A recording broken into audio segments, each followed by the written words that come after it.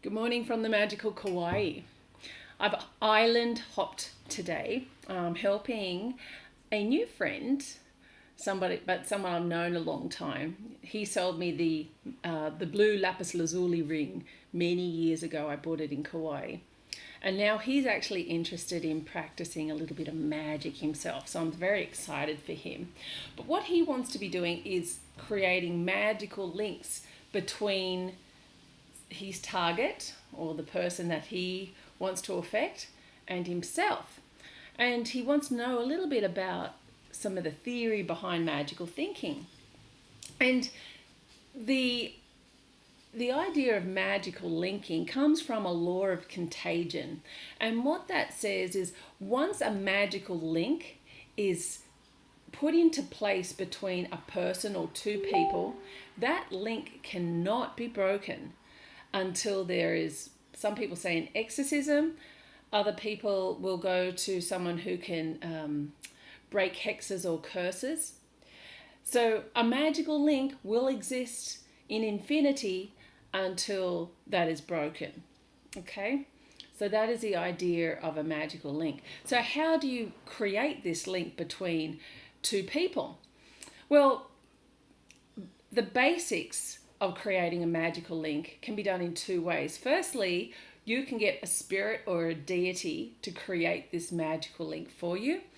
For example, religious people will go and pray to idols or statues. Doesn't matter who that statue or idol is. Rosary beads, did I pronounce that correctly?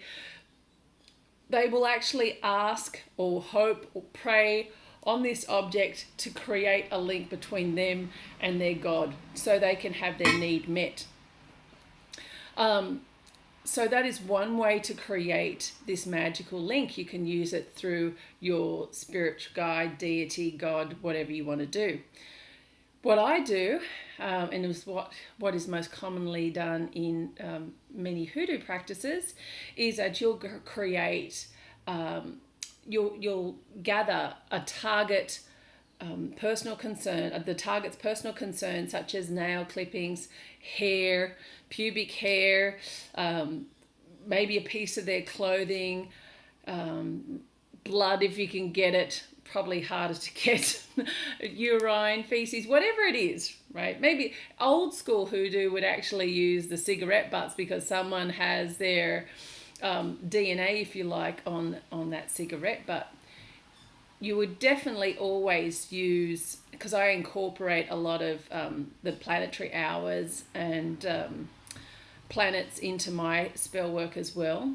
But for you guys, if you have that person's name, their date of birth, where they're born, a little scroll, and you put it inside the person too. That's secondary really to personal concerns. Important, but secondary.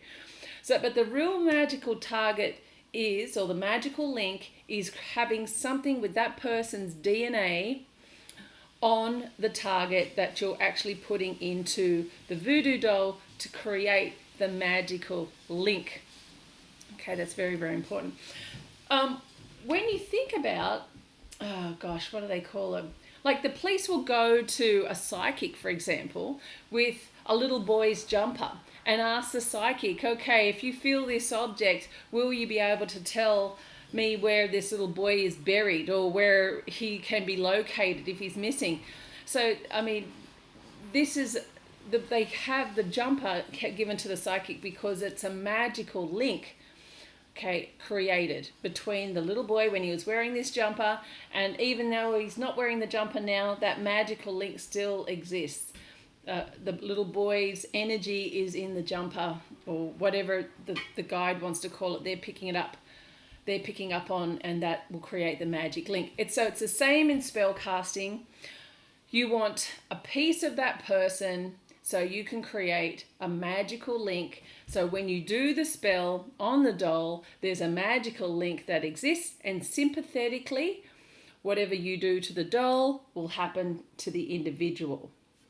Okay, so I hope that explains about the law of contagion and about magical linking. And remember that if you want to create a stronger link, you're going to use life force. Can you remember what life force is? It's your blood. So, and just always be careful what you cast in blood, because it's extremely hard to break. And sometimes you don't want a spell to last forever. Okay, ready for your questions. Have a great day.